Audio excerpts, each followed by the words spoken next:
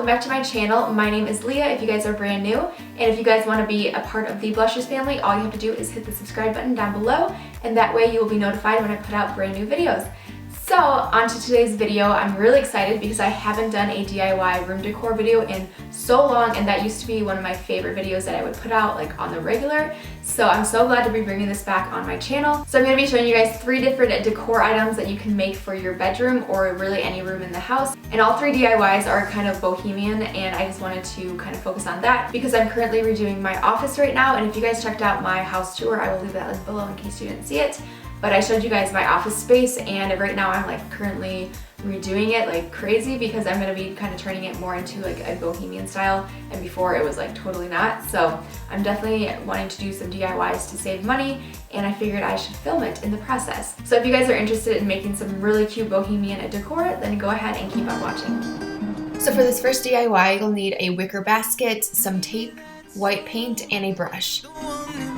So you want to start off with your painter's tape and just mark off the area that you want to paint.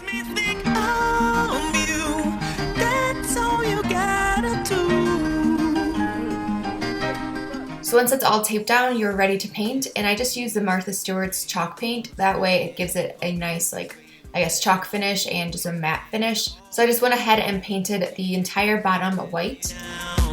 When you're gonna play that song, when you're gonna earn that pay, when you're gonna play. And then before it's even dry, you can go ahead and take off your paint and just let it sit like this.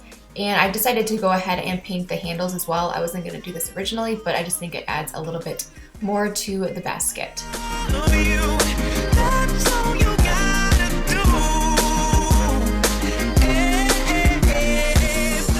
And then I found this plant from Home Depot for about $12, so I just placed it in there and it fit really nicely. So I really like how it adds some greenery into my room.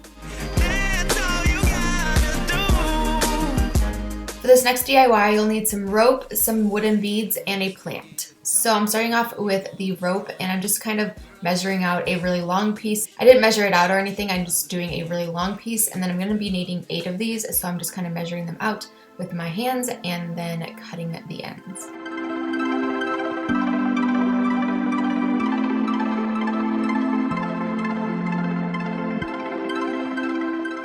Then once you have all 8 pieces cut, I'm just tying a big knot in the end and leaving some to hang down. Now I'm separating them into 4 little groups, so 2 in each group. And then in each one, I'm going to be creating a knot about a few inches from the bottom. So I'm just going to be doing that on all 4 groups. I'm searching for something.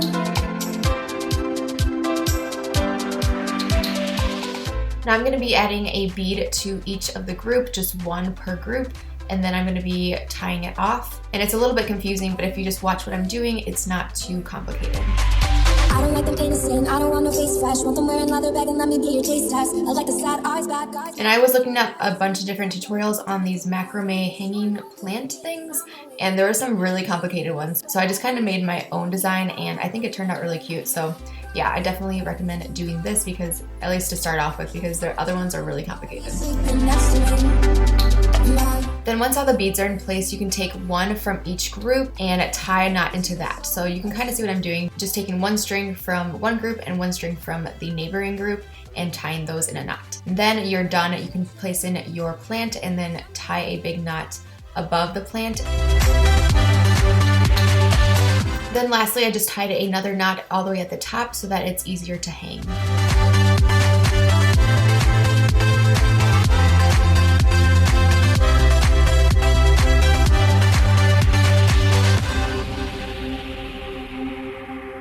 For this last DIY, you will need a tray, a stencil, painter's tape, a sponge, and white paint.